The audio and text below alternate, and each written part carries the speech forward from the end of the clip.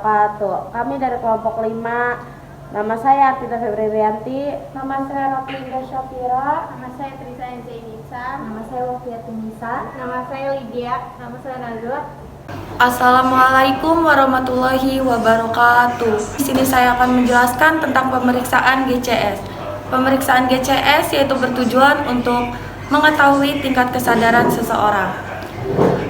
Pemeriksaan GCS biasanya dilakukan pada pasien yang mengalami cedera pada kepala, tetapi bisa juga oleh pasien pada umumnya. Pemeriksaan GCS yaitu memiliki 3 poin, EYS, verbal, dan motorik. Masing-masing memiliki skor yang berbeda. EYS yaitu 4, verbal yaitu 5, dan motorik yaitu 6. Dalam pemeriksaan tingkat kesadaran, skor yang paling tinggi yaitu 15 dan yang paling terendah yaitu 3. Untuk mengetahui bagaimana cara pemeriksaan GCS, mari kita simak video berikut. Untuk pemeriksaan yang pertama yaitu pemeriksaan pada mata. Dalam pemeriksaan mata yaitu skor tertingginya adalah 4 dan yang terendahnya adalah 1. Skor terendah yaitu 1, pasien tidak dapat membuka matanya walaupun sudah diberikan rangsangan nyeri. Contohnya, pasien tetap menutup matanya walaupun sudah kita berikan rangsangan nyeri. Untuk skor 2 yaitu pasien dapat membuka matanya setelah kita beri rangsangan nyeri. Untuk skor yang ketiga yaitu pasien dapat membuka matanya ketika kita beri rangsangan suara. Kalau membuka matanya. Dan untuk skor yang tertinggi yaitu 4, pasien spontan membuka matanya tanpa kita beri rangsangan apapun. Untuk pemeriksaan yang kedua yaitu pemeriksaan verbal. Pemeriksaan verbal itu respon pasien terhadap ucapan yang kita berikan. Skor yang tertinggi yaitu 5 dan yang terendah yaitu 1. Untuk skor yang terendah yaitu 1, pasien tidak merespon ucapan yang kita berikan. Contohnya, Ibu namanya siapa? Walaupun sudah kita berikan pertanyaan, pasien tidak menjawab atau tidak merespon pertanyaan yang kita berikan. Untuk skor 2 yaitu pasien mengeluarkan suara tanpa arti atau mengerang. Contohnya, Ibu namanya siapa? Pasien hanya mengeluarkan kata mengerang. Untuk skor ketiga yaitu pasien menjawab pertanyaan kita tidak jelas. Contohnya seperti, Ibu namanya siapa? Eron. Ibu rumahnya di mana? Singkong. Oke, pasien dapat menjawab tapi tidak dengan jawaban yang jelas atau jawabannya itu ngelantur. Untuk skor keempat yaitu pasien dapat menjawab semua pertanyaan kita dengan benar, tetapi dia merasa bingung atau disorientasi. Contohnya, Ibu namanya siapa? Sekarang saya di mana? Sekarang hari apa? Oke, untuk yang terakhir yaitu respon terbaik dengan skor 5, yaitu pasien dapat menjawab pertanyaan kita dengan baik dan dia bisa menjawab pertanyaan kita dengan jelas. Contohnya, Ibu namanya siapa? Iya. Ibu rumahnya di mana? Di Kepandian. Oke. Untuk pemeriksaan yang ketiga yaitu pemeriksaan motorik.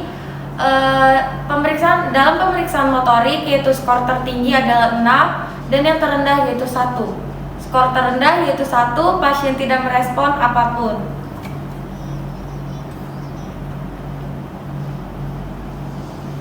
Untuk skor 2 yaitu ekstensi abnormal, di mana salah satu tangan pasien atau kedua tangan pasien lurus ke depan ketika kita beri rangsangan nyeri. Contohnya,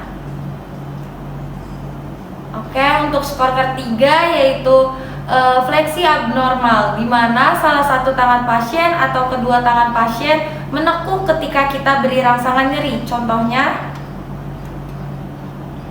untuk skor yang keempat yaitu withdrawal, di mana pasien dapat menghindari rangsangan nyeri yang kita berikan. Contohnya, untuk skor yang kelima yaitu pasien dapat melokalisir rasa nyeri. Contohnya, untuk yang terakhir yaitu skor terbaik 6, di mana pasien dapat pasien dapat memenuhi perintah dari kita, kayak menjalankan perintah dari kita. Contohnya, Ibu boleh angkat kedua tangannya.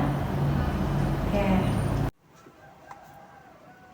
Baiklah, di sini saya akan menjelaskan tentang nilai-nilai GCS, yaitu nilai GCS itu mencakup 3 hal, yaitu verbal dan motorik. Masing-masing memiliki nilainya tersendiri.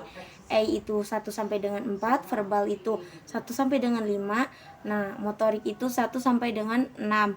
Nah, masing-masing memiliki nilai GCS-nya tersendiri. Nah, nilai GCS normal yaitu 15 sampai dengan 14 atau termasuk tingkat kesadaran kompos mentis.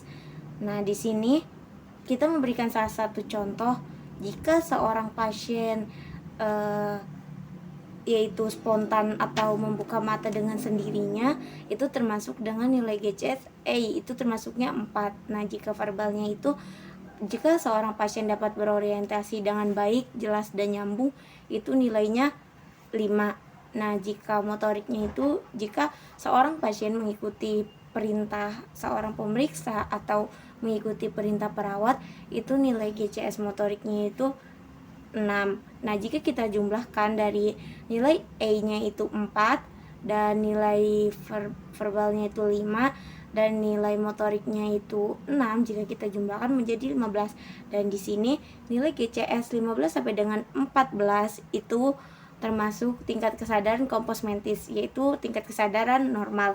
Dan nilai GCS 13 sampai dengan 12 itu termasuk apatis. Nah, nilai GCS 11 sampai dengan 10 itu delirium, dan nilai GCS 9 sampai 7 itu somnolen, nilai GCS 6 sampai 5 itu sopor, dan nilai GCS 4 itu semikoma, dan nilai GCS 3 itu koma. Nah, jika tadi kita menyimpulkan